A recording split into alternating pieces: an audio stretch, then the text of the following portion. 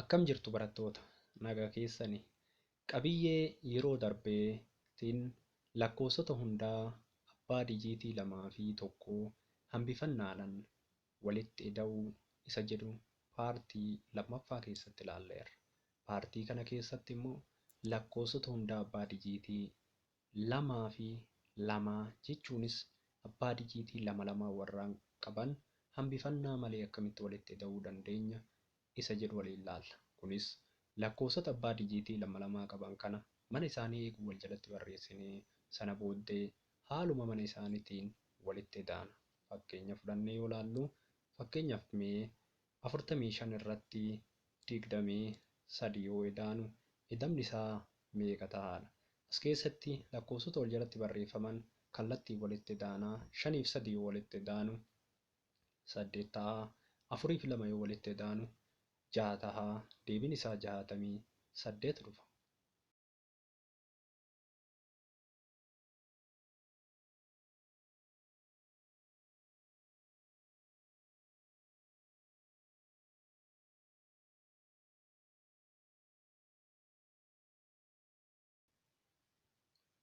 Fakkeenya biraa yoo fudhannu immoo 32 irratti yoo 23 yoo ida'anu ida'amni keenya meeqa dhufaadha? 2 fi 3 yoo walitti ida'anu 5 ta'a. 3 fi 2 yoo walitti ida'anu 5 ta'a. Deebiin isaa 55 ta'a.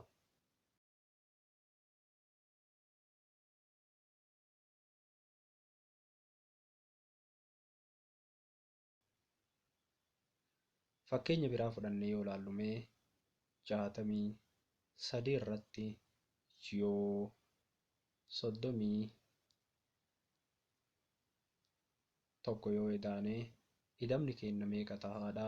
3 fi 1 yoo walitti ida'ane 4 ta'a. 6 fi 3 yoo walitti ida'ane 9 ta'a. Deebiin isaa 94 dhufa.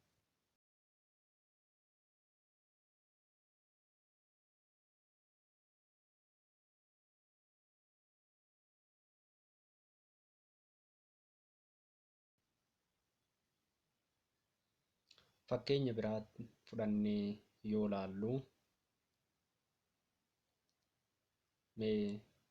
70 irratti yoo 21 ida'ane ida'amni isaa meeqa dhufaadha? 0 fi 1 yoo walitti ida'anu 1 ta'a. 7 fi 2 yoo walitti ida'anu 9. Deebiin isaa 91 ta'a.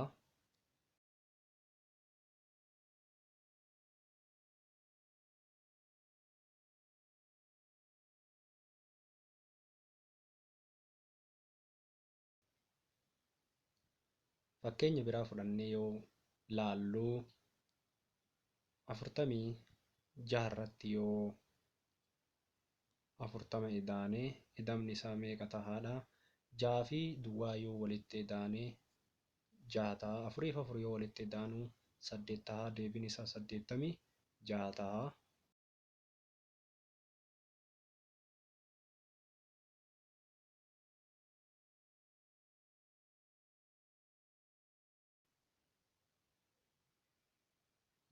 Fakkeenya biraa fudhannee yoo ilaallu 71 irratti yoo 27 ida'anu ida'amni isaa meeqa ta'aadha? 1 fi 7 yoo walitti ida'anu 8. 7 fi 2 yoo walitti ida'anu 9 ta'a. Deebiin isaa 98 argannaa jechuudha.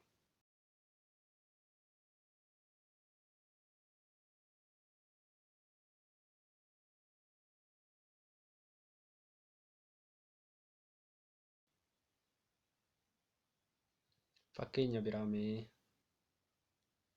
50 irratti yoo 45 ida'anu ida'amni isaa meeqa ta'aadha?